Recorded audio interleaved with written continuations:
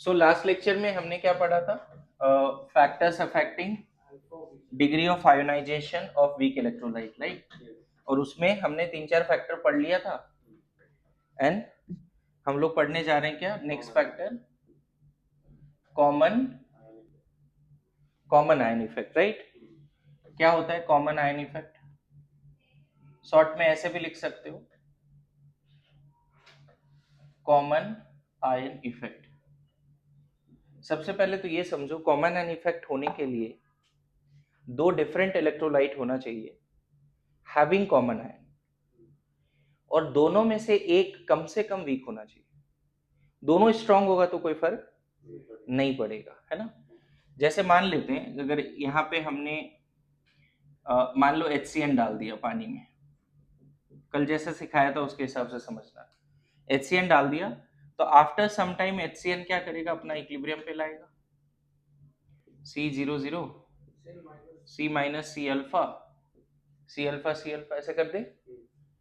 अब यहाँ पे इक्विलिब्रियम पर है, यहाँ पर क्या क्या इमेजिन करना, यहाँ पे ब्लू डॉट और रेड और ग्रीन डॉट है, कल जैसा बताया। ब्लू डॉट मतलब undissociated, red and green dot मतलब H प्लस और Cn माइनस। अब यहाँ पे अगर इस तरह का इक्विलिब्रियम है, ऑलरेडी इक्विलिब्रियम है, और इस तरह के सॉल्यूशन में बाहर से तुम स्ट्रॉन्ग एसिड डालते हो, सपोज HCl डालते हो। ध्यान रखना है, एक और इक्विलिब्रियम वाटर वाला है, लेकिन we are not discussing the equilibrium of water, weak electrolyte के बारे में बातें चल रही है।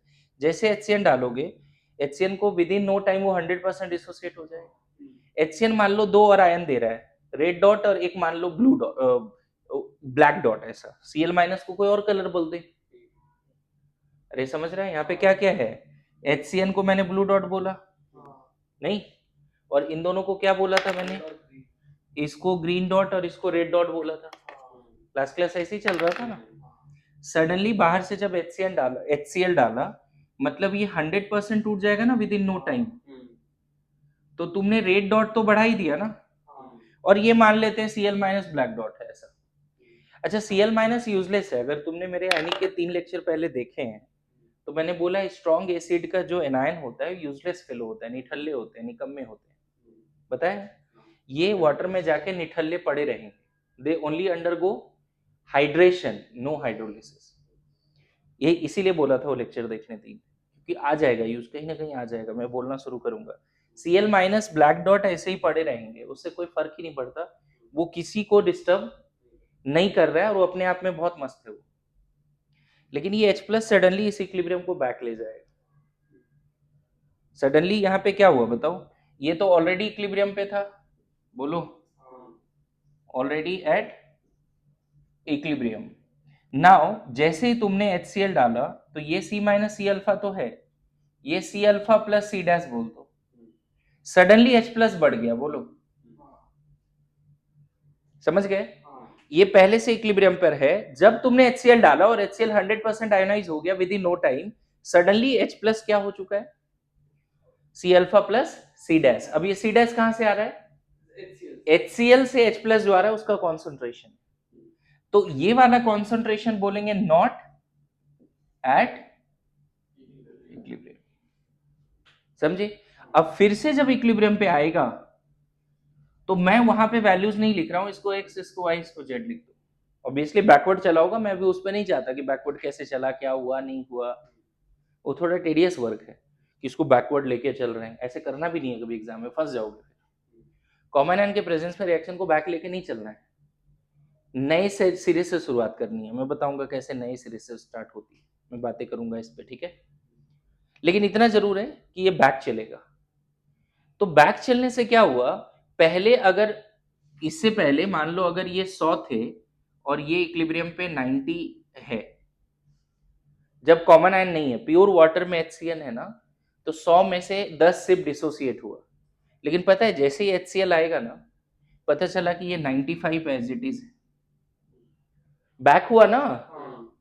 तो पहले अल्फा 1% था भी 10/100, पहले अल्फा कितना था? 10 गया डिवाइड बाय इनिशियल। पहले अल्फा कितना था इस केस में?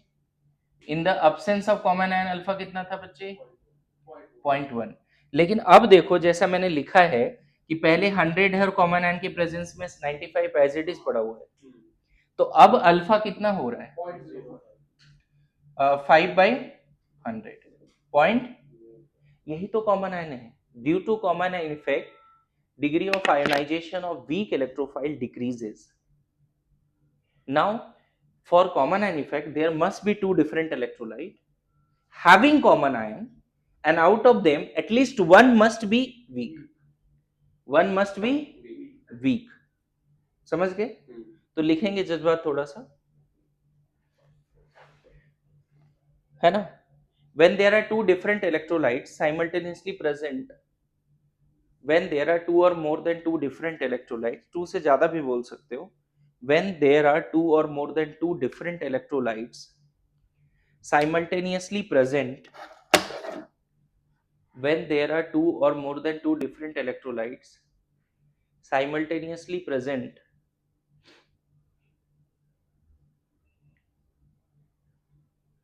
when there are two or more than two different electrolytes simultaneously present in water having common ion,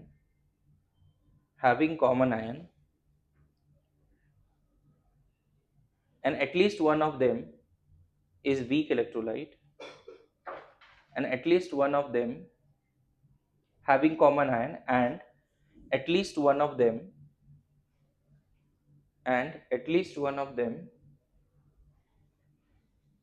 is weak electrophile, weak electrolyte, then degree of ionization of that weak electrolyte decreases, then degree of ionization of that weak electrolyte decreases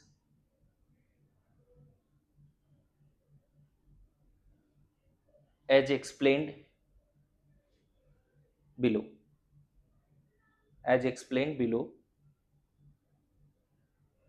अब ये उतार लो, and इसमें बोल सकते हो this is called common ion effect. अभी मैं बहुत सारे एग्जाम्पल दे रहा हूँ जिसमें कॉमन आयन इफेक्ट आपको समझना है, ठीक है? अभी क्या है, कुछ एग्जाम्पल्स लिखते हैं जिसमें कॉमन आयन होगा या नहीं होगा बताना है, ठीक है? अभी रूल क्या बताया, दोनों वीक है चलेगा, लेकिन दोनों स्ट्रॉन्ग नहीं होना चाहिए, और एक बात कॉमन आयन होना चाहिए, है ना? जैसे मान लो, अगर पहला एग्जाम्पल देता हूँ, HCl plus NaCl, common ion तो है बट कोई भी वीक नहीं है, तो यहाँ पे किसी पे कोई फर्क, किसी का डीओडी कम या ज्यादा, कम होता है कॉमन आयन मोस्टली. अभी जैसे देखा था HCN और HCl, तो यहाँ पे कॉमन है, ये स्ट्रॉन्ग एसिड है, ये वीक एसिड है, हो जाएगा. क्या फर्क होगा? इसकी अल्फा कम हो जाएगी, इसकी अल्फा कम हो जाएगी. अब देखो कैसे मैं इसको, थर्ड एग्जांपल से पहले एक क्वेश्चन करता हूँ. Calculate alpha of 0.1 molar HCl, Ka 10⁻⁵. एकदम बेसिक क्वेश्चन से स्टार्ट करते हैं. और एक मैं क्वेश्चन करता हूँ, calculate alpha of 0.1 molar HCl in 0.1 molar HCl. अच्छा बताओ, Ka HCN का चेंज होगा क्या अगर दोनों जगह पे ऐसा मेंशन है? क्या HCl डालने से HCN की इक्विलिब्रियम कांस्टेंट पे फर्क पड़ेगी? नहीं पड़ेगी. तो इसका भी Ka कितना बोलेंगे, ठीक है? अब देखो दोनों का अप्रोच, मैंने बोला ना बैकवर्ड नहीं चलना है, हमें क्वेश्चन को कैसे सॉल्व करना है. तो इसको सॉल्व करने का आसान सा तरीका क्या है, HCN पानी में पहले ब्लू डॉट, थोड़ी देर के बाद blue dot and green dot and red dot, right? Direct लिखें C00, चलो C1 लिख देते हैं, यहाँ जो कॉन्सेंट्रेशन है तो C1 मान लेते हैं. T इक्वल टू 0 पे एट इक्विलिब्रियम क्या लिखते हैं, C1 माइनस C1 अल्फा 1 मान लो, C1 अल्फा 1, C1 अल्फा 1.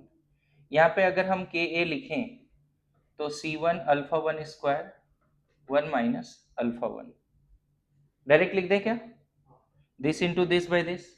अच्छा, ये एजम्पशन भी वैलिड है, कल जो सिखाया था.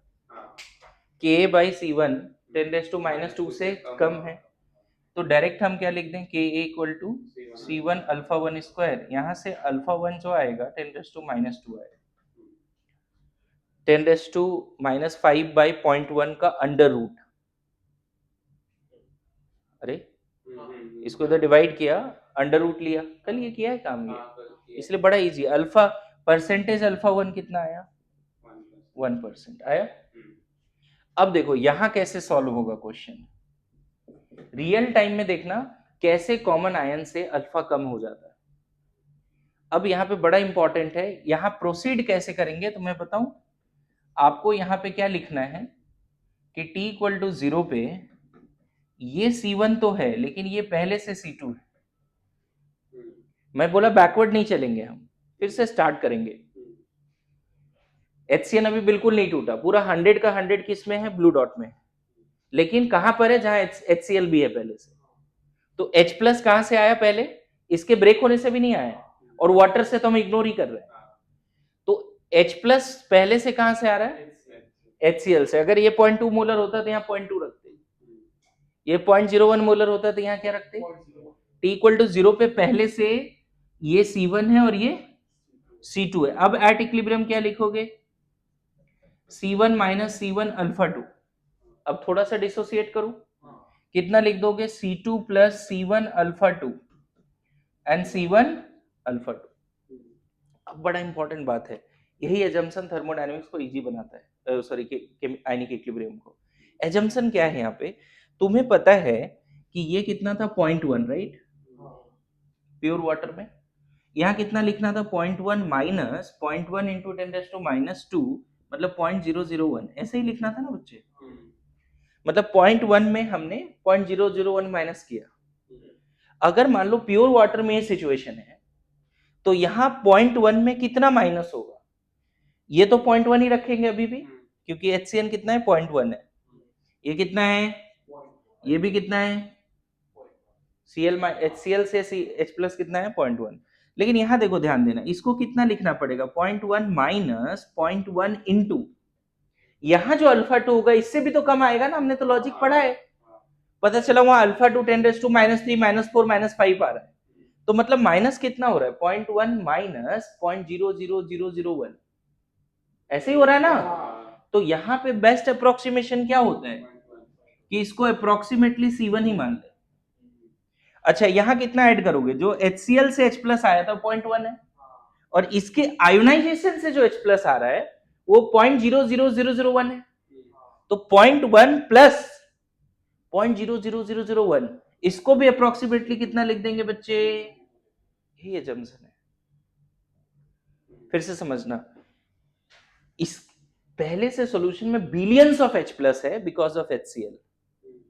ये ऐसा नहीं कि ब्रेक नहीं हुआ, लेकिन इसके ब्रेक होने से थाउजेंड्स ऑफ HCl और आ गया, तो बिलियन प्लस 1000 को हम बिलियन ही बोल रहे हैं।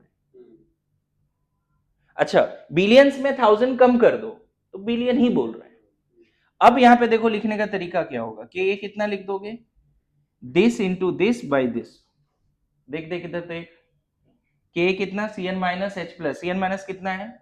C1 अल्फा 2, H प्लस कितना है? C2, और HCN कितना है? C1। अब देखो K कितना आ गया? C1 C1 cancel, C2 alpha 2 आ गया। बोलो, मजेदार बात देख रहा है कि कॉमन आयन के प्रेजेंस में जो डिग्री ऑफ आयोनाइजेशन है वो कॉमन आयन के कॉन्सेंट्रेशन पे डिपेंड कर रहा है इनवर्सली, और वो भी कॉमन आयन कौन सा? जो स्ट्रॉन्ग से आया, वीक वाले के कॉन्सेंट्रेशन पे डिपेंड भी नहीं कर रहा है। ये कितना ब्रेक होगा, ये कितना फॉरवर्ड जाएगा, उसकी डिग्री ऑफ आयोनाइजेशन इसके खुद की कॉन्सेंट्रेशन पे डिपेंड नहीं कर रही है। किस पे कर रही है? जो स्ट्रॉन्ग वाला कंपोनेंट है उसमें जो कॉमन आयन है उस पे डिपेंड कर रही है। और यहां देखो सॉल्व करके 10⁻⁻⁴ आएगा, मतलब कितना टाइम्स घट गया? 100 टाइम्स आयोनाइजेशन कम हो गया। 100 टाइम्स। यहाँ पे कितना था? 10⁻⁻², वहां कितना हो गया? 100 टाइम्स आयोनाइजेशन कम हो गया। देखो ये प्रैक्टिकल एग्जांपल है कॉमन आयन इफेक्ट का। अब बहुत सारे बच्चे इसी में बढ़ा के इसको बैकवर्ड करने का चक्कर में पड़ते हैं और वो फिर सॉल्व ही नहीं कर पाते, इतना बेसिक सवाल सॉल्व नहीं कर पाते। आपको यहीं पर HCl नहीं बढ़ाना है तुरंत। तुमने एक नया इक्विलिब्रियम लिखा, ये सब लिख दिया, पता चला यहीं पे तुम इसको बढ़ा रहे हो और फिर बैक कर रहे हो। बनेगा उससे, ऐसा नहीं कि नहीं बनेगा, लेकिन वो अप्रोच गलत है, टाइम टेकिंग अप्रोच है, थोड़ा टेडियस अप्रोच है।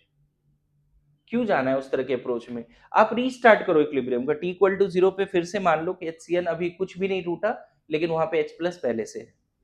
अब फिर आगे ले जाओ ना, और ये एजम्पशन बड़ा मायने रखता है। क्लियर है? तो कैसे देख रहे हो, HCN का DOD 100 टाइम्स कम हो गया, प्योर वाटर में 1% था भी, लेकिन यहाँ पे परसेंटेज अल्फा 2 कितना आ रहा है? 0.01%। देखो एक न्यूमेरिकल के साथ प्रूफ, ठीक है।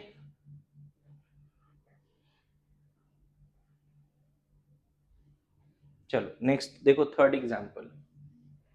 अगर फॉर्मिक एसिड है और H2SO4 है, H प्लस ही कॉमन है, बढ़िया, इसको फर्क पड़ेगा, राइट? है ना? फॉर्मिक एसिड है एंड पोटेशियम फॉर्मेट है, होगा। यहाँ पे फॉर्मेट आयन है, यहाँ पे फॉर्मेट आयन नहीं, ये वाला एसिडिक हाइड्रोजन होता है।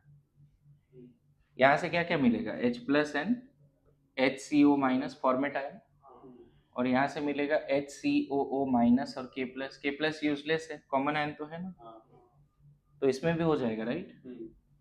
ठीक है, बढ़ाओ एग्जाम्पल को आगे बढ़ाओ, कहाँ होगा कहाँ नहीं होगा देखते हैं। ठीक है, HCN KCN,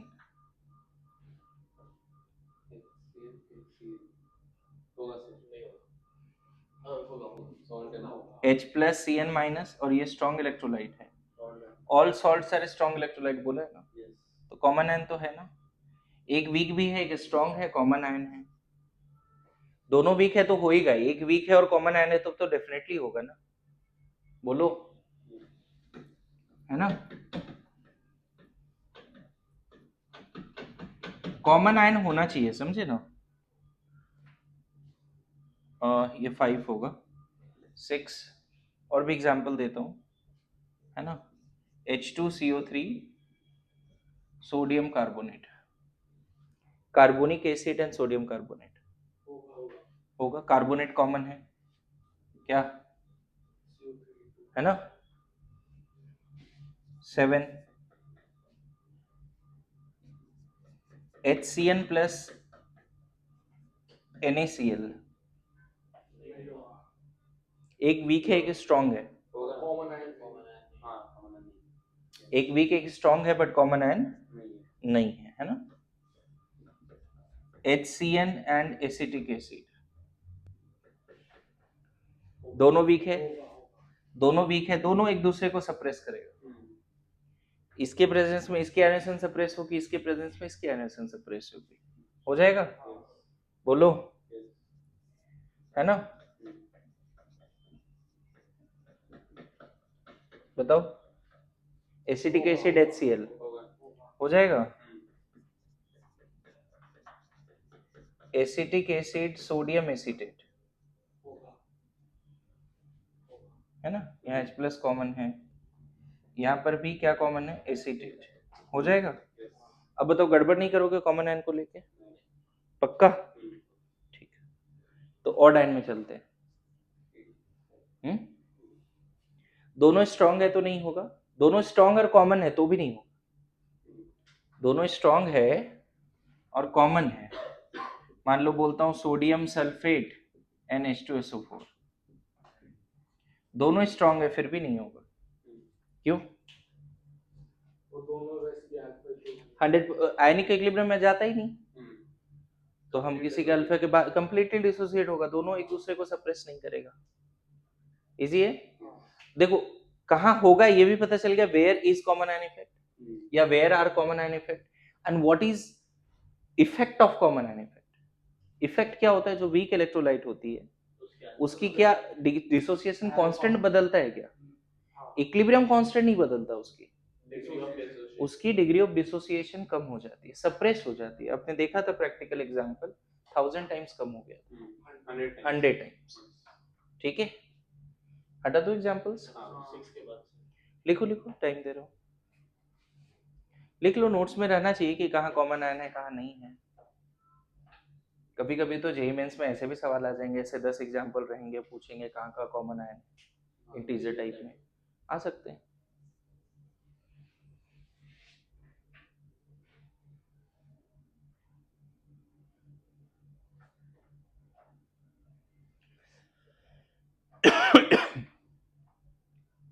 ठीक है,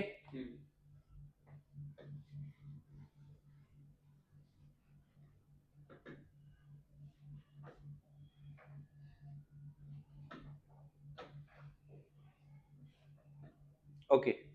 now odd ion effect, odd ion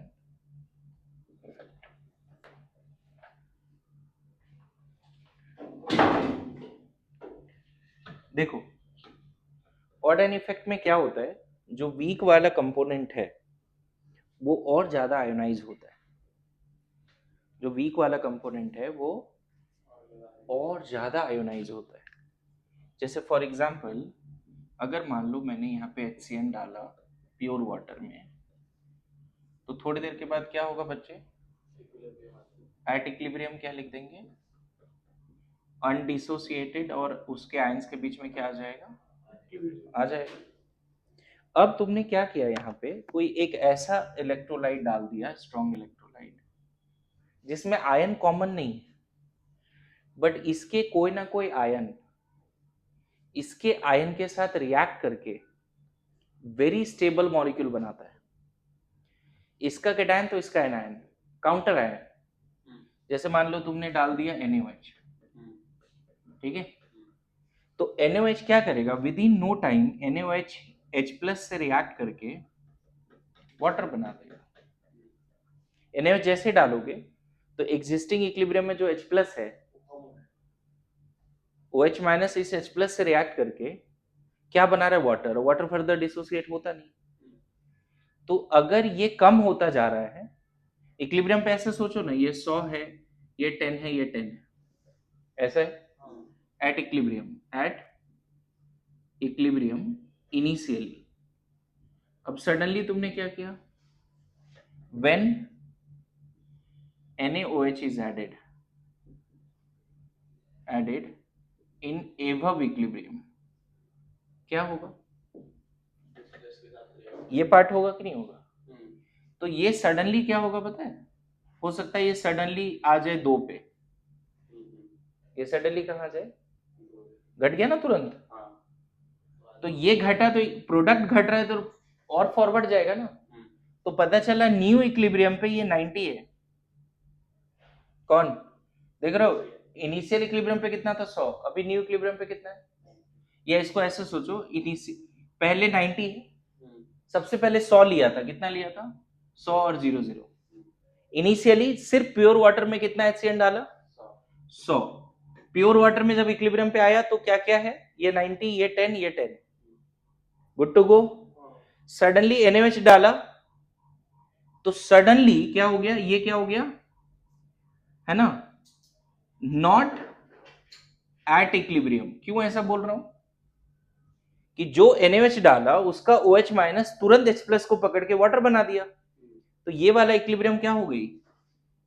देखो, जैसे ही रिएक्शन हुआ HCN को टूटने का टाइम नहीं मिला, HCN 90 ही है, लेकिन H+ OH- तो न्यूट्रलाइजेशन है ना, which is very very fast. इसकी एक्टिवेशन एनर्जी नहीं के बराबर होती है, तुरंत रिएक्ट कर जाएगा। सडनली NaOH के डालने के बाद ये 90, ये 2, ये 10 हो गया, गुड टू गो। इक्विलिब्रियम क्या हो गया, डिस्टर्ब हो गया। अब जब फिर से इक्विलिब्रियम पे आएगा ना बच्चे, तो पता चला ये 85 है, कितना है, और ये 10 तो नहीं, XY मुझे नहीं पता कितना होगा, लेकिन XY मान लेते।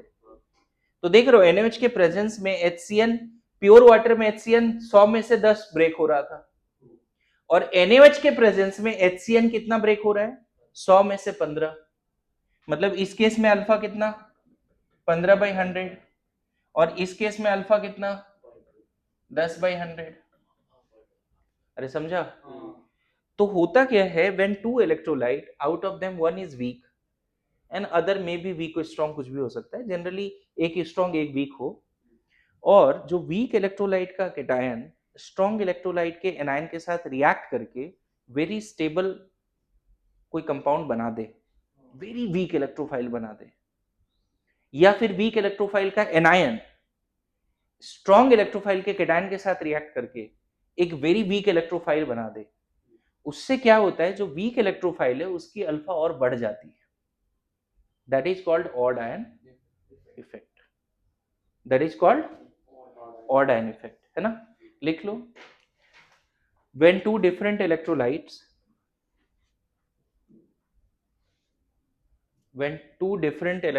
having no common ion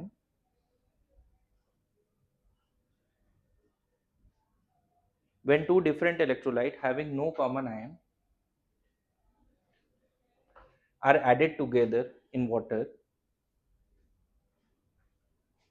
when two different electrolyte having no common ion added together in water, अभी ये नहीं उतारना है, पहले लिखो जो बोल रहा हूँ. when two different electrolyte having no common ion when added in water, comma देके लिखा, out of them one is strong and other is weak, one electrophile is strong and other is weak, one electrolyte is weak and other is strong, out of them one electrolyte is strong and other is weak, and also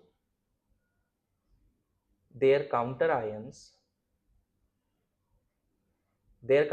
मतलब first electrolyte और second electrolyte का, है ना, bracket में लिख लेना. And also their counter ions, bracket में लिखो फर्स्ट एंड सेकंड इलेक्ट्रोफाइल का काउंटर आयन का बात हो रहा है ना. जैसे फर्स्ट इलेक्ट्रोलाइट का कैटायन तो सेकंड इलेक्ट्रोलाइट का एनायन, एंड वाइस वर्सा भी, ठीक है. And also their counter ion can react to form very stable and very weak electrophile, can react to form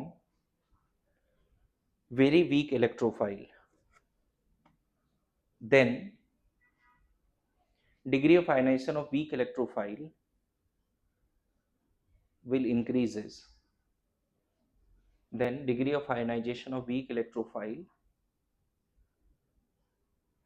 will increases. This is called odd ion effect. H1 in the below, है ना, ऐसे लिख लो, H1 in the below. Then degree of ionization of weak electrophile increases. This is called odd ion effect. H1 in the below. अब उतार लो ये. देखो और example देता हूं, क्वेश्चन नहीं करते, एग्जाम्पल देते हैं, है ना. जैसे पहला एग्जाम्पल तो यही था, HCN और NaOH है तो क्या होगा, ऑड आयन होगा. बिल्कुल, ये और ये रिएक्ट करके वाटर बना रहा है, जिससे इसकी अल्फा क्या हो जाएगी, बढ़ जाएगी. नहीं, ऐसे एग्जाम्पल और ले सकते हो. HCN प्लस KOH ऑब्वियसली फिर से हो रहा है, नहीं. अगर तुमने ले लिया मान लो फॉर्मिक एसिड, है ना, और यहाँ पे फिर से NaOH ले लिया तो ऑड आयन हो गया, है ना, ठीक है. अगर तुमने ले लिया अमोनियम हाइड्रोक्साइड और HCl तो ऑड आयन कौन सा है, दो. इसका ये वीक है, ये स्ट्रॉन्ग है, इसकी अल्फा क्या होगी, अमोनियम हाइड्रोक्साइड की अल्फा क्या हो जाएगी, बढ़ जाएगी. क्लियर हो रहा है. देखो कॉमन आयन नहीं है, ऑड आयन है ना. अब गलती से कंफ्यूज मत हो जाना, अगर अमोनियम हाइड्रोक्साइड है और अमोनियम क्लोराइड है तब कॉमन आयन इफेक्ट होगा. कॉमन आयन इफेक्ट कैसे, अमोनियम हाइड्रोक्साइड वीक बेस है, सॉल्ट स्ट्रॉन्ग इलेक्ट्रोलाइट होता है, अमोनियम आयन कॉमन है, इसकी अल्फा क्या हो जाएगी, समझ गए ना. तो कॉमन आयन ऑड आयन दोनों रियल टाइम में आइडेंटिफाई करने आना चाहिए. क्लियर है, समझ गए. अब ये बड़ा अच्छा एग्जाम्पल है, देखो AgCl को अगर अमोनिया में डालते हैं, AgCl ना एक वेरी वेरी पार्शियली सोलुबल या वीकली सोलुबल इलेक्ट्रोलाइट है तो सॉल्ट, लेकिन very very weekly soluble electrolyte. इसका Ag प्लस और अमोनिया रिएक्ट करके ना बच्चे एक हाईली स्टेबल कॉम्प्लेक्स बनाता है। Complex coordination compound class 12th में पढ़ना है, अभी नहीं पढ़ना है। समझे क्या हुआ? एक्चुअली ये अपना इक्विलिब्रियम कैसा लाना चाहता है AgCl, इस टाइप का इक्विलिब्रियम लाना चाहता है, Ag plus and Cl minus. समझना, ये चाहता है पानी में ऐसा इक्विलिब्रियम लाना। पानी में जैसे इक्विलिब्रियम आया और पानी में अमोनिया पहले से, तो अमोनिया ने तुरंत Ag प्लस को ट्रैप किया, कॉम्प्लेक्स बना दिया। क्या क्या? जैसे वाटर बनता है, हाँ सही, वाटर बोल दो। ये कोऑर्डिनेशन कंपाउंड नहीं पढ़ा इसलिए तुम्हें नहीं समझ में आ रहा। Coordination complexes are very stable, है ना। यहाँ पे Ag प्लस और अमोनिया के बीच में कोऑर्डिनेट बॉन्ड है। बॉन्डिंग जब इसका पढ़ेंगे ना, यहाँ भी हाइब्रिडेशन पढ़ते हैं, ये sp2 होता है। कहाँ पढ़ते हैं? कोऑर्डिनेशन केमिस्ट्री में, ठीक है। तो अभी समझ लो कि जैसे ही AgCl और अमोनिया डालते हैं तो AgCl की आयोनाइजेशन बढ़ जाती है। क्यों? क्योंकि ये जैसे डिसॉल्व हुआ Ag प्लस बना और Ag प्लस फटाफट ट्रैप हो रहा है, तो ये और फॉरवर्ड जाएगा कि नहीं जाएगा? तो पता है इसकी हम बोलते हैं अल्फा तो बढ़ा, साथ साथ इसकी सॉल्युबिलिटी भी बढ़ गई। आगे चल के क्या सीखेंगे, इसकी सॉल्युबिलिटी भी बढ़ गई। सॉल्युबिलिटी पता चला कि बहुत ज्यादा हो गया। अल्फा तो बढ़ा इसका, लेकिन अभी और अच्छे से एक्सप्लेन करूंगा, इसको लिख के रखो पहले, ठीक है। इसकी सॉल्युबिलिटी भी बढ़ गई बहुत ज्यादा।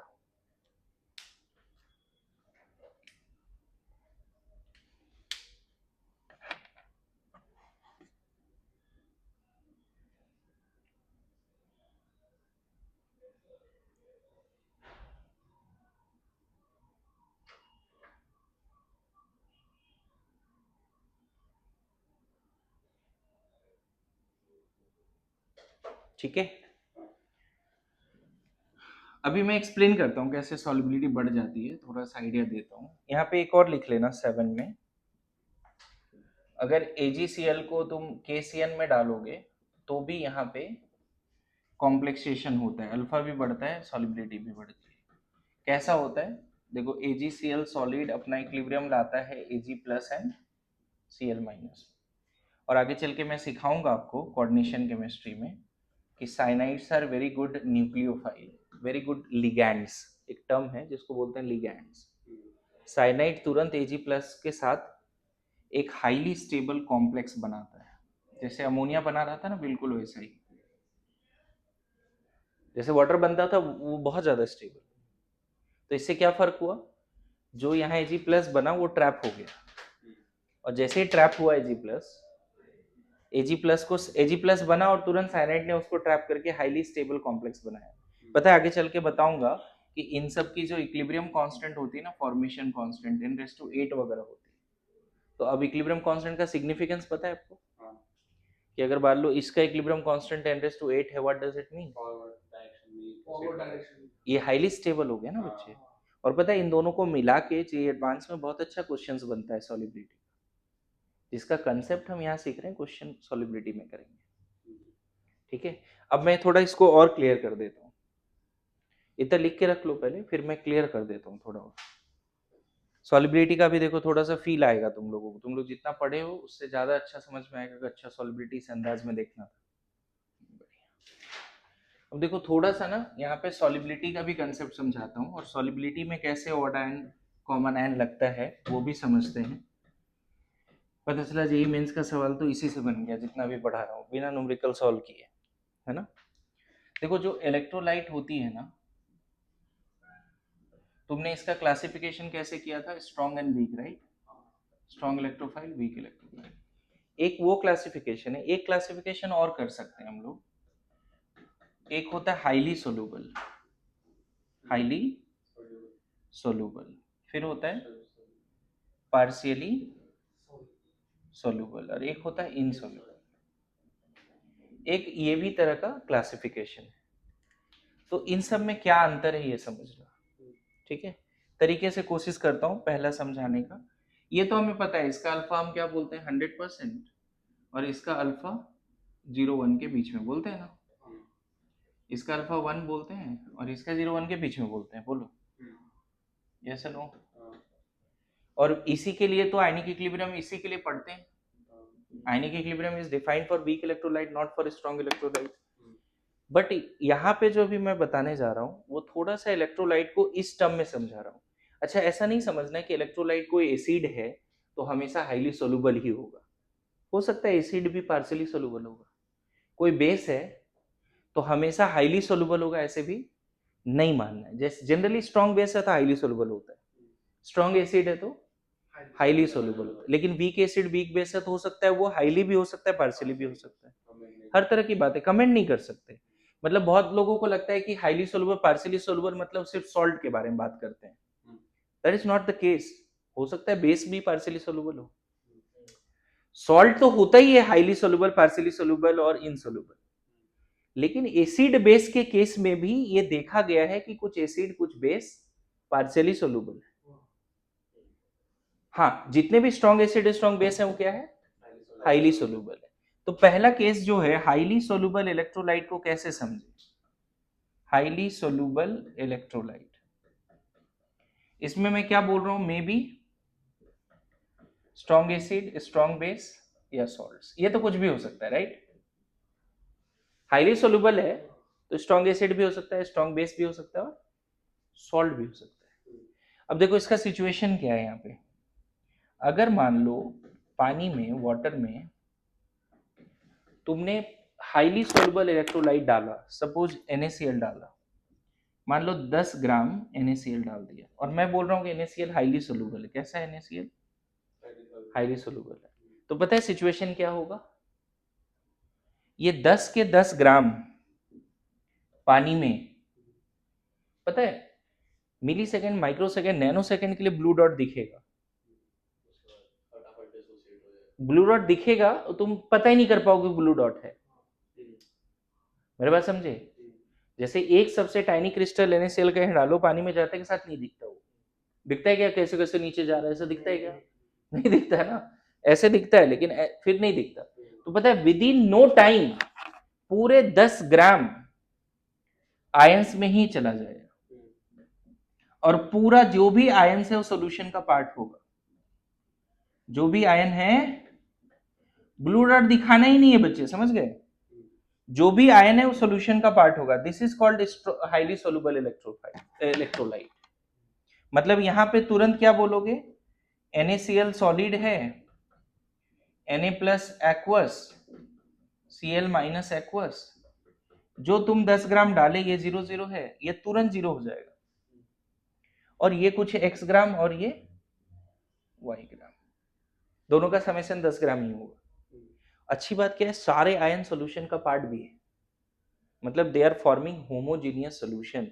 ऐसे नहीं बोलेंगे इस कोने में Na प्लस Cl माइनस ज्यादा है, हर जगह पे per unit volume NaCl Cl minus same है, यूनिफॉर्म सॉल्यूशन है, समझे। अब बताओ इसी में 10 ग्राम और डालोगे, फिर से वही होगा। देखो मैं ये बोल रहा हूं कि मान ले 1 लीटर पानी है, 1 लीटर वाटर है, तुम 10 ग्राम डाले पूरा घुल गया, फर्दर 10 ग्राम डाले पूरा घुल गया। ऐसा नहीं करना कि 5 kg डाल दिया, तो सोल्यूशन ही नहीं है ना वो। हमें हमेशा क्या करना है, वाटर को एक्सेस में रखना है। मतलब हाईली सोलुबल इलेक्ट्रोलाइट अगर पानी में डालते हो such that water is always in excess, तो वो इलेक्ट्रोलाइट पूरा ही डिसोसिएट हो जाएगा आयंस के फॉर्म में, और यहाँ पे कोई इक्विलिब्रियम भी नहीं है, दिख रहा है। This is the case of highly soluble. और पता है इस तरह के केसेस में ना सॉल्युबिलिटी अनसॉल्युबिलिटी प्रोडक्ट पढ़ते भी नहीं। इस तरह के केसेस में सॉल्युबिलिटी एंड सॉल्युबिलिटी प्रोडक्ट नहीं पढ़ते। जैसे मान लो मैं 9-10 के हिसाब से तुमसे पूछता हूं, जितना तुम्हारा कंसेप्ट है, saturated solution is highly concentrated और हाईली डाइल्यूटेड। तुम समझ रहे हो क्या है 9-10 के सैचुरेटेड सॉल्यूशन, समझते 9-10 में कभी पढ़ा हो तो saturated solution is highly concentrated और हाईली डाइल्यूटेड। तो अभी सीखेंगे यहाँ पे, कंसेप्ट ही, जज्बात ही बदल जाएगी। It is highly highly diluted. मतलब जो आपके जेई में है, सिलेबस में है, हम लोग उस तरह के सैचुरेटेड सॉल्यूशन पढ़ते ही नहीं जो हाईली कॉन्सेंट्रेट। पता है इस केस में भी हो सकता है वो सैचुरेशन पे आए, जैसे 10 ग्राम डाला डिजोल्व हो गया, फिर 10 ग्राम डाला डिजोल्व हो गया, फिर 10 ग्राम डाला डिजोल्व हो गया। एक ऐसा मोमेंट आएगा कि जो 10 ग्राम डालोगे नीचे जाके बैठ जाएगा। मेरे बात समझना, पता चला कि 200 ग्राम जब तुम डाले 10-10 ग्राम कर करके, तो 200 ग्राम जैसे NaCl गया, तब लास्ट वाले में NaCl का दिखा के क्रिस्टल जाके नीचे बैठ गया, वो सोल्यूशन में डिसॉल्व ही नहीं हुआ, ऐसा दिखेगा। बट इस तरह के हाईली सोल्यूबल के केस में जब सैचुरेशन आता है वो आपके सिलेबस में नहीं। हाईली सोल्यूबल इलेक्ट्रोलाइट के केस में जब सैचुरेशन आता है ना, तुम सही बोल रहे हो कि हाई कॉन्सेंट्रेटेड हो सकता है, बट जो आपके सिलेबस में है वो saturated solution of highly soluble electrophile है ही नहीं। हाईली सोल्यूबल इलेक्ट्रोलाइट का सैचुरेटेड सॉल्यूशन आपको नहीं पढ़ना है ही नहीं सिलेबस में। जो तुमने केएसपी और जो सॉल्युबिलिटी एंड सॉल्युबिलिटी प्रोडक्ट पढ़ना है ना, वो हाईली सोल्यूबल इलेक्ट्रोलाइट के बारे में नहीं पढ़ना है, वो पार्शियली सोल्यूबल या इनसोल्यूबल के बारे में पढ़ना है। तो तुम्हारे जो दिमाग में बैठा है ना कि सैचुरेटेड सॉल्यूशन मतलब हाईली कॉन्सेंट्रेटेड, मैं इससे डिनाई नहीं करता, लेकिन ये 9-10 तक के लिए सही था। जो 11-12 में जो पढ़ना है आपके सिलेबस में, वहां पे डायरेक्टली बोलो कि saturated solution is very very diluted. कैसे बताऊंगा, थोड़ा टाइम दो, अभी बताऊंगा। देख रहे कंसेप्ट बदल गया ना पूरा। It is very very diluted. यहीं पे सीखोगे अभी क्यों saturated solution very very diluted होता है, ये अभी सीखोगे। ठीक है, पहले इसको लिखो। तुम्हें थोड़ा सा आइडिया लगा हाईली सोल्यूबल के केस में क्या चलेगा। 10 ग्राम डाला पूरा, क्या NaCl इंडिविजुअल है क्या सोल्यूशन में? इंडिविजुअल NaCl है क्या सोल्यूशन में? इंडिविजुअल NaCl है ही नहीं। क्या है सोल्यूशन में? 10 ग्राम NaCl पूरा का पूरा किसके फॉर्म में है? Na प्लस और मेरी बातें आ रही समझ में? अच्छा, फर्दर 10 ग्राम डालोगे तो क्या होगा? वो भी पूरा 20 ग्राम के 20 ग्राम पूरा किस में चला जाएगा? आयंस में। ठीक है, ध्यान रखना हम लोग ऑड आयन इफेक्ट ही पढ़ रहे हैं, कॉमन और ऑड आयन। उसमें अभी मैं थोड़ा सा कैसे odd ion common ion sparingly soluble के केस में होता है उस पर बात करने जा रहा है। ठीक है,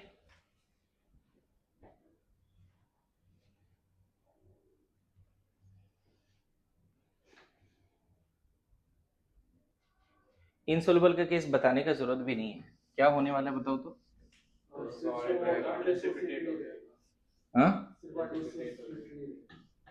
हाँ, थर्ड केस पहले बता देता हूँ, सेकंड केस में डिटेल में बात करेंगे।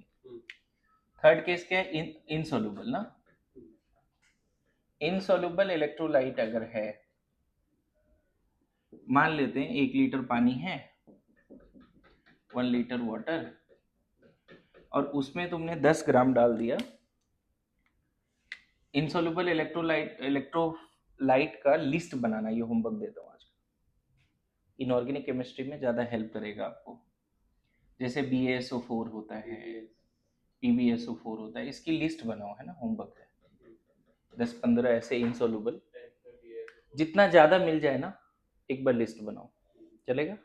हाईली इनसोल्यूबल, पता है क्या होगा, ये 10 ग्राम जो डालोगे ना, तो पता चला ना वो छोटे छोटे 2-2 mm, 3-3 mm, 4-4 mm, मतलब ऐसा कि यहाँ पे सॉल्यूशन में घूमता हुआ पाया जाएगा और 10-20 मिनट के बाद सेटल डाउन भी हो जाएगा। और ये क्या है पता है? Cluster of BaSO4। मतलब हो सकता है एक क्लस्टर में, है ना, मिलियंस ऑफ क्या हो या बिलियंस ऑफ क्या हो, बिलियंस ऑफ BaSO4 टुगेदर। और पता है मजेदार बात क्या है? वो सॉल्यूशन का पार्ट भी नहीं है। जो वाटर है ना वो कंटिन्यूअस फेज है, और जो BaSO4 का क्लस्टर है सॉल्यूशन का पार्ट भी नहीं है। एक भी यहां से डिटैच नहीं हुआ, मतलब इंडिविजुअल BaSO4 के फॉर्म में गया ही नहीं सॉल्यूशन। इंडिविजुअल मतलब एक ब्लू डॉट के फॉर्म में गया ही नहीं, तो इनसॉल्युबल बोला, घुला ही नहीं। अब इसके पीछे रीजन क्या है, वो केमिकल बॉन्डिंग में आयनिक कंपाउंड जो पढ़ाते हैं वहां सिखाते हैं, lattice energy, hydration energy, heat of solution, वहां पे लॉजिक भी बताते हैं कि इनसॉल्युबल क्यों है, क्योंकि इसको तोड़ने में जितना एनर्जी चाहिए उससे बहुत कम एनर्जी रिलीज होता है जब इसकी हाइड्रेशन होती है, तो that's why they are insoluble. तो एक होमवर्क वो भी है, आयनिक बॉन्ड रिवाइज करो। दूसरा होमवर्क, आयनिक बॉन्ड में क्या क्या रिवाइज करना है आपको, फजान्स रूल है ना, फिर melting point, boiling point, solubility, colour, कम से कम मॉड्यूल में जितना है उतना रट ले, या नोट्स में सर ने जितना लिखा है उतना याद कर लो। आयनिक बॉन्ड आज के आज रिवाइज करो। देखो जब रेगुलर क्लास चलेगी ना तो पीछे का कुछ होमवर्क भी मिलता रहेगा, तो उसको कोशिश करो उसी दिन कर लेने का। ओके, नाउ अब आ जाते थर्ड में। यहाँ कोई अल्फा कुछ का बात कर रहे हैं क्या, यहाँ बात करेंगे क्या? अगर मान लो BaSO4 सॉलिड है तो यहाँ पे क्या बोलना चाहिए, Ba+2 aqueous and sulphate aqueous, बोलना ही नहीं चाहिए, गया ही नहीं फॉरवर्ड। 10 ग्राम डाला तो क्या हुआ, एज इट, फिर 10 ग्राम डाला फिर क्या हुआ, ये जो ब्लू डॉट है, ब्लैक डॉट है, डबल हो जाएगा। 10 ग्राम से जितना है उतना डबल हो जाएगा। अरे ऐसा नो, घुलता ही नहीं है। इस केस में हम लोग इक्विलिब्रियम की बात नहीं करेंगे, अभी जो पढ़ा उसमें भी इक्विलिब्रियम की बात नहीं करेंगे, हाईली सोल्यूबल, कंप्लीट आयंस में ही गया, अनडिसोसिएटेड बचा ही नहीं। ठीक है, इसको हटा दूं मैं, इरिवर्सिबल है, 100% फॉरवर्ड या 100% बैकवर्ड, फॉरवर्ड गया ही नहीं और वो 100% फॉरवर्ड गया, NaCl वाला केस। ठीक है, देखो समझने के अंदाज से बैठोगे ना तो अभी जो सेकंड केस मैं डिस्कस करूंगा उसमें तुम बोलोगे यार मजा आ गया, क्या समझे, ऐसे बोलोगे, है ना।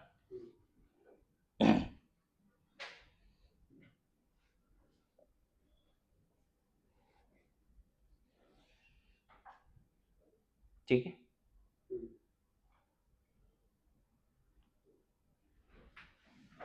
नाउ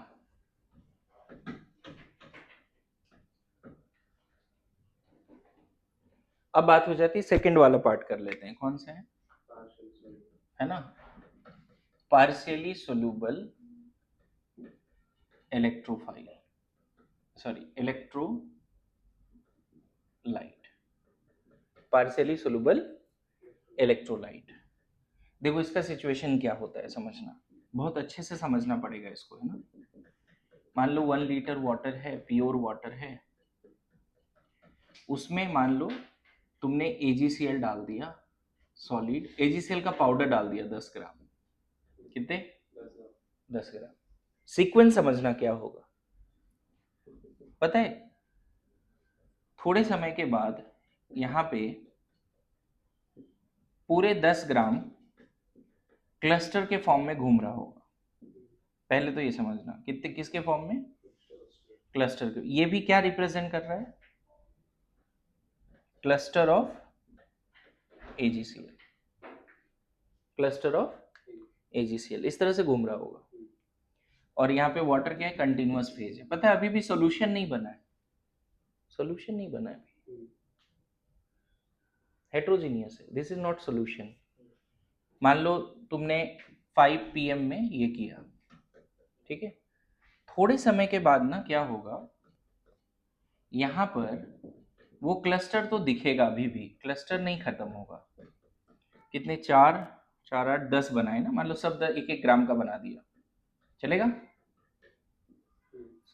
10 ग्राम 10 बनाए ना ब्लैक डॉट, तो 1-1 ग्राम का सब, जस्ट समझाने के लिए ऐसा बोल रहा हूँ, ऐसा जरूरी नहीं कि सब 1 ग्राम का, कोई 0.1 ग्राम का भी होगा, कोई 0.05 ग्राम का भी होगा, किसी का लेंथ 1 mm होगा, जो हो सकता है दिख जाए, कुछ दिखेगा भी नहीं, क्लॉट के जैसा दिखेगा, जैसे होता है ना कर्ड का जो थक्का होता है, व्हाइट प्रेसिपिटेट होता है कर्ड का थक्का, वैसा दिखेगा घूमता हुआ, कोई छोटा कोई बड़ा, कोई अलग अलग अलग स्ट्रक्चर में, थोड़ी सर्कल दिखेगा हमेशा, अलग स्ट्रक्चर में दिखेगा, समझ रहे।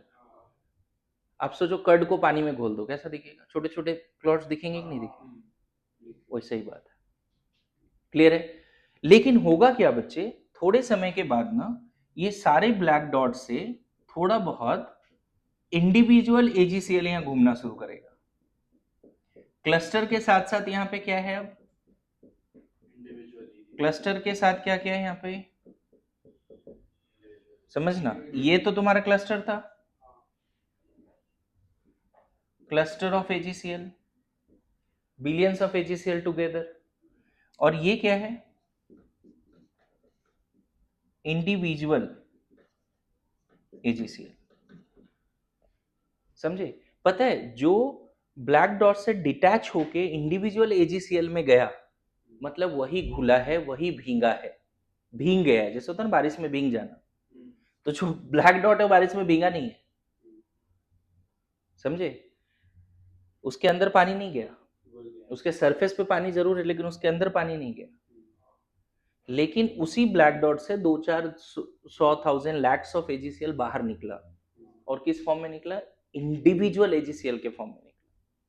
और मजेदार बात क्या है पता है, कि थोड़े समय के बाद या जैसे ही निकला, मजेदार बात एक और देखो, जैसे ही AgCl जो निकला इंडिविजुअल मॉलिक्यूल के फॉर्म में, अब वो 100% डिसोसिएट हो गया, वो ऐसे नहीं बचा है बच्चे, समझ गए? अब वो ऐसे नहीं बचा है, वो क्या हो गया, 100%,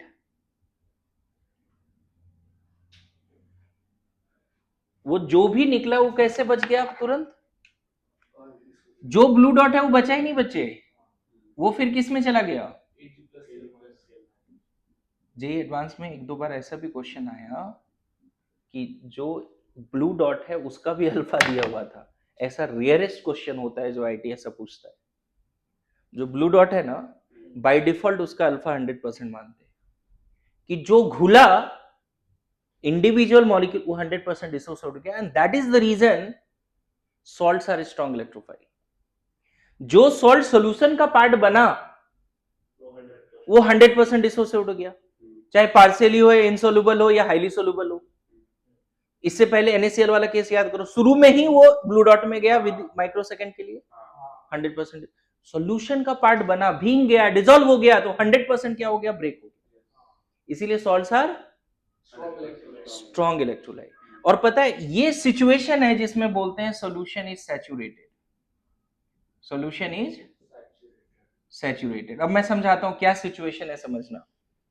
तुमने AgCl कितना डाला था बच्चे, सॉलिड पाउडर 10 ग्राम, 10 ग्राम ना, गौर करना क्या हो रहा है यहां पे, सिचुएशन देखना।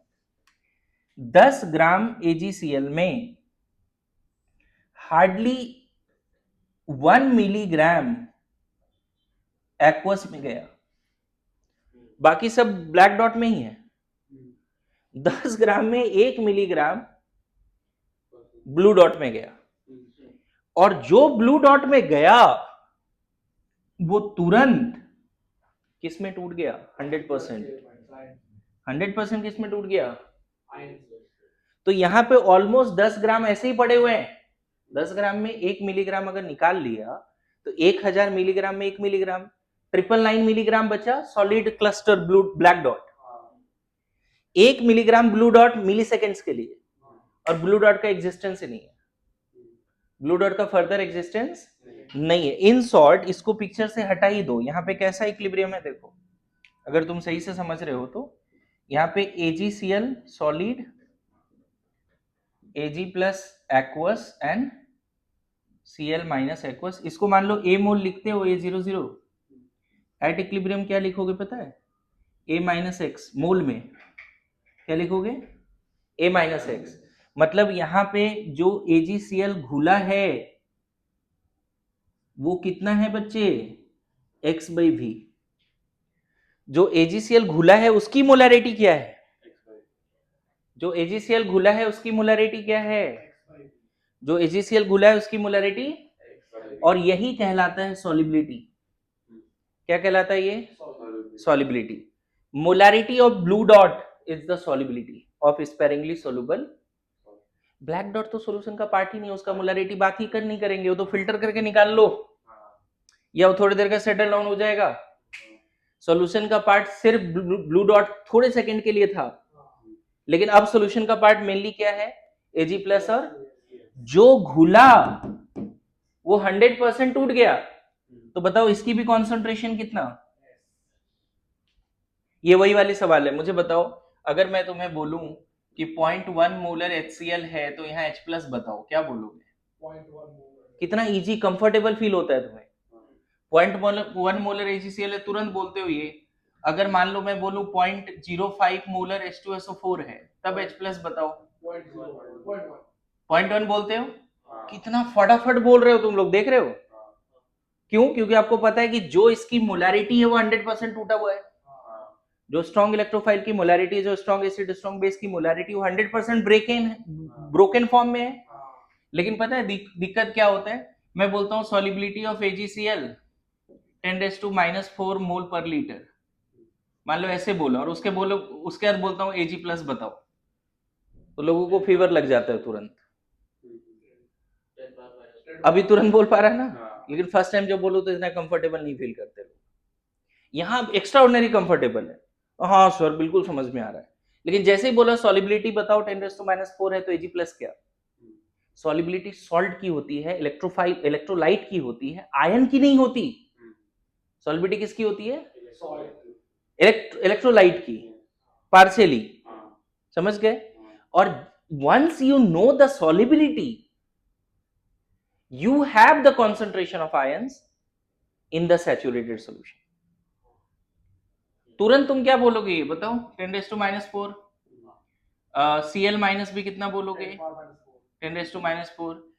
क्या क्वेश्चन समझ में आ रहा है? पहला क्वेश्चन, दूसरा क्वेश्चन, तीसरा क्वेश्चन, चौथा क्वेश्चन अगर ऐसा दें कि मान लो मैं बोलता हूं solubility of MgOH2 is 10⁻⁴ molar, तो बताओ OH माइनस कितना?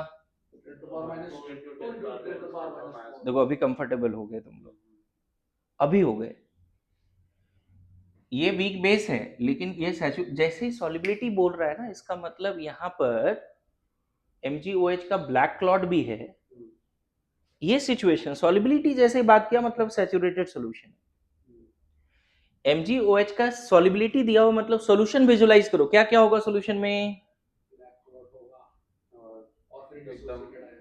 ब्लू डॉट नहीं होगा, Mg+2 and 2 hydroxide ion balancing में, green dot and red dot.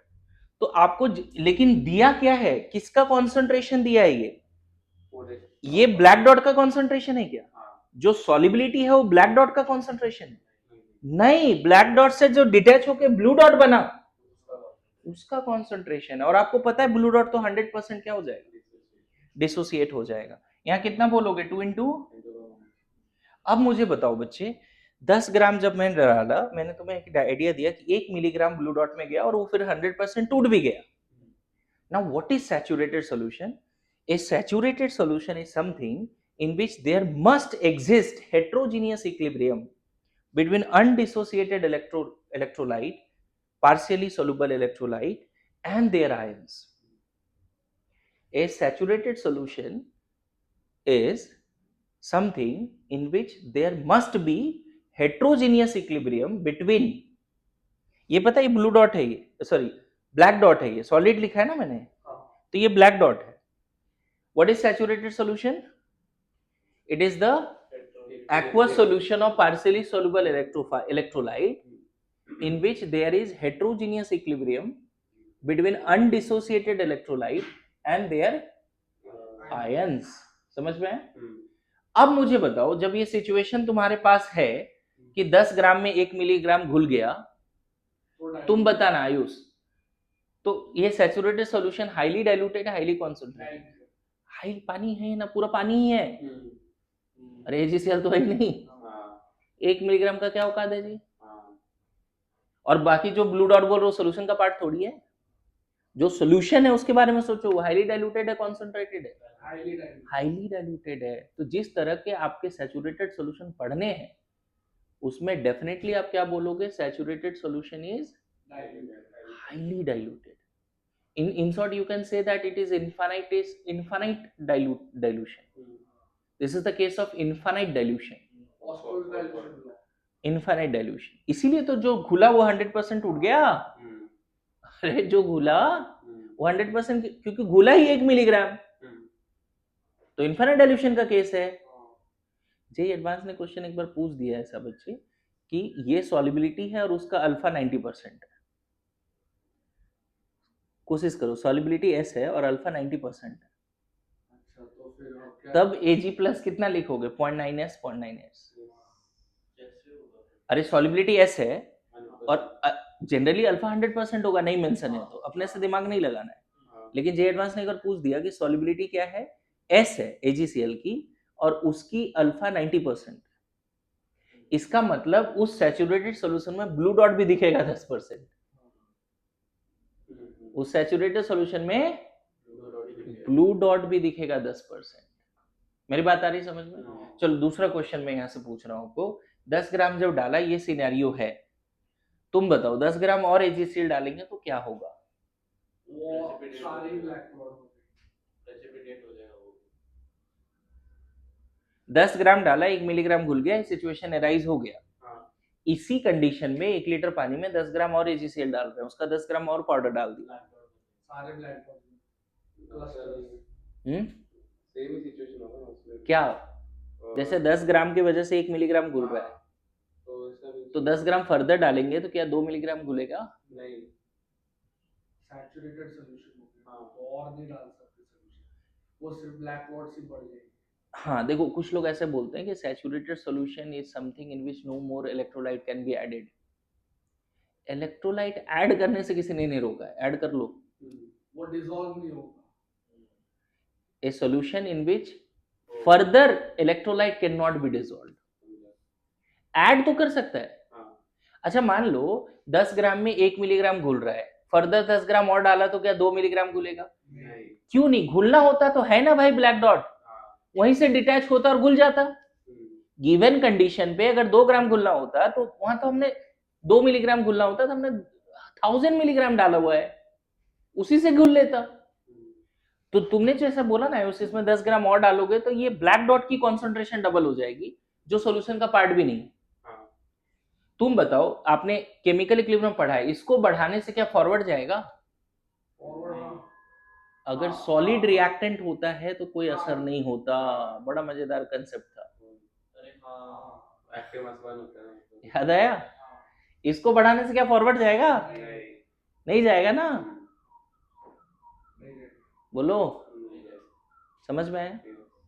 अच्छा, once you know the solubility that means solution is saturated, yes or no? And once you know the solubility you know the concentration of ions, just like these examples. अगर आप strong electrophile की strong electrolyte की अगर molarity पता है तो क्या उसके आयंस की मोलारिटी पता है या नहीं पता है?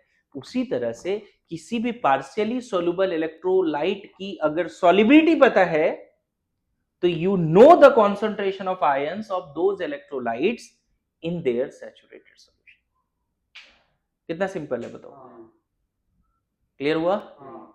Solubility is that molarity which is 100% dissociated.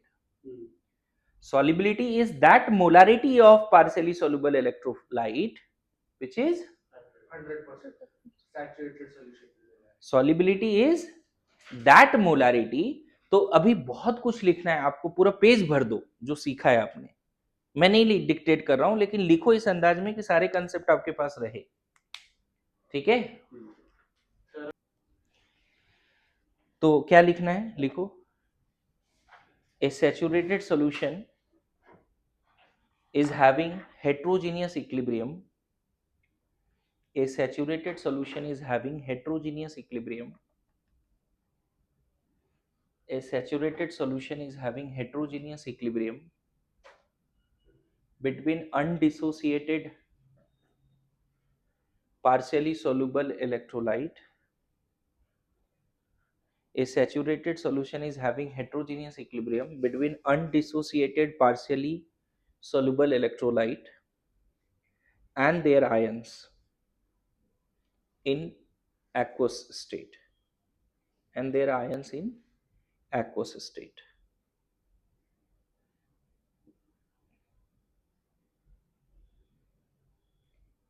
Full stop. At given temperature and given volume. At given temperature and volume दोनों साथ में लिख लो, at given temperature and volume। पता है अभी जैसे क्या बोला आपको कि मान लो 1 लीटर पानी में 10 ग्राम AgCl डाला, 1 मिलीग्राम घुल गया। अगर यहाँ 2 लीटर पानी होता तो 2 मिलीग्राम घुलता, समझ गए? लेकिन अगर मान लो 1 लीटर है, 10 ग्राम डाला, 1 मिलीग्राम घुला, 25 डिग्री सी। 1 लीटर ही है, 10 ग्राम डाला, लेकिन इसका टेम्परेचर बढ़ा दिया तो और घुल जाएगा। तो इसीलिए हमें सॉल्युबिलिटी डिफाइन करने के लिए हमें टेम्परेचर जरूर मेंशन करना चाहिए कि at what temperature, at given temperature and given volume of solution. Volume भी डिसाइड कर लो, सॉल्वेंट भी डिसाइड कर लो। सॉल्युबिलिटी के लिए वॉल्यूम का फर्क हाँ नहीं, ऐसा भी नहीं है, 2 लीटर लोगे 2 मिलीग्राम घुलेगा, लेकिन ये रेशियो तो वही आएगा ना। अरे यहाँ पे 2x/2 भी हो जाएगा फिर, वही तो फर्क नहीं पड़ेगा, है ना। तो वॉल्यूम ज्यादा फर्क नहीं पड़ेगा, लेकिन टेम्परेचर एट गिवन टेम्परेचर। आगे लिखो, in such saturated solution no more electrolyte can be dissolve further. In such saturated solution no more electrolyte can be dissolve further. ठीक है, फुल स्टॉप। आगे लिखो, such saturated solution is very very diluted also. Such saturated solution is very very diluted also. ठीक है, इसकी बात की बात मैं नेक्स्ट क्लास में समझाऊंगा, थोड़ा सा बता देता हूँ। मान लो इस तरह का सैचुरेशन आ गया, देखो यहाँ पे इस तरह का सैचुरेशन आ गया, इसमें NaCl डाला, NaCl तुरंत टूट जाएगा। तो मान लो Cl माइनस ग्रीन डॉट है, NaCl डाला तो ग्रीन डॉट बढ़ गया ना। तो ग्रीन डॉट बढ़ने से क्या होगा, इक्विलिब्रियम क्या होगा, प्रेसिपिटेट हो जाएगा, और प्रेसिपिटेट हो जाएगा ना। तो कॉमन आयन में ये एग्जांपल भी लिख सकते हो कि AgCl NaCl में कॉमन आयन है, बिल्कुल। किससे किसको फर्क पड़ेगा, इसकी सॉल्युबिलिटी क्या हो जाएगी, इसकी अल्फा भी कम होगी। क्यों, क्योंकि हमें ये नॉलेज है कि ये हाईली सोलुबल नहीं है, क्या पार्शियली सोलुबल है, ये हाईली सोलुबल है। ये बात समझे। अच्छा, इसी तरह के सॉल्यूशन में जहां पे सैचुरेटेड सॉल्यूशन ऑफ AgCl है, उसमें अमोनिया डाल दिया, तो अभी समझाया था ऑर्डायन में कि तुरंत जो Ag+ है सैचुरेटेड सॉल्यूशन में, अमोनिया से रिएक्ट करके कॉम्प्लेक्स बनाएगा, तो यहाँ सॉल्युबिलिटी और क्या हो जाएगी। तो जो स्पेरिंगली सोलुबल इलेक्ट्रोलाइट होता है उसका कॉमन आयन की वजह से सॉल्युबिलिटी कम होती है, और जो हाईली स्पेरिंगली सोलुबल इलेक्ट्रोलाइट है उसका ऑड आयन की वजह से सॉल्युबिलिटी बढ़ जाती है। तुम सोचो ना, इस तरह का सैचुरेशन है, वहां NaCl डाल दिया, क्या होगा, बैक चलेगा ना, प्रेसिपिटेशन फेवर्स। अरे प्रेसिपिटेशन बैक चला मतलब प्रेसिपिटेट बना ना। अच्छा, इसी तरह के सॉल्यूशन में अमोनिया डाल दिया, फॉरवर्ड जाएगा, अमोनिया डाला तो Ag+ ट्रैप होकर कॉम्प्लेक्स बना रहा है, फॉरवर्ड जाएगा। अब समझा। तो पार्शियली सोलुबल इलेक्ट्रोलाइट के केस में भी कॉमन आयन और ऑड आयन, सिर्फ एसिड बेस में नहीं होता, पार्शियली सोलुबल इलेक्ट्रोलाइट के केस में भी कॉमन आयन और ऑड आयन होता है। समझ गए। इस पे थोड़ा बात क्या, बस वो एक हाँ ये बात बतानी थी मेरे को, तब जाके बताया। लेकिन इससे क्लैरिटी क्या है, आज के बाद तुम्हें सॉल्युबिलिटी का डेफिनेशन याद रहेगा। एंड अच्छी बात क्या है कि once you know the solubility, you know the concentration of ions of that partially soluble electrolyte. ये बात भी लिख सकते हैं ना। Solubility is defined only when solution is saturated. Solubility is of ion or is of partially soluble electrolyte? Is of partially soluble electrolyte. और तीसरा point, once we know the solubility, we have the concentration of ions of that partially soluble electrolyte in their saturated solution. ये point देख के लिख लेना यहां से, ठीक है।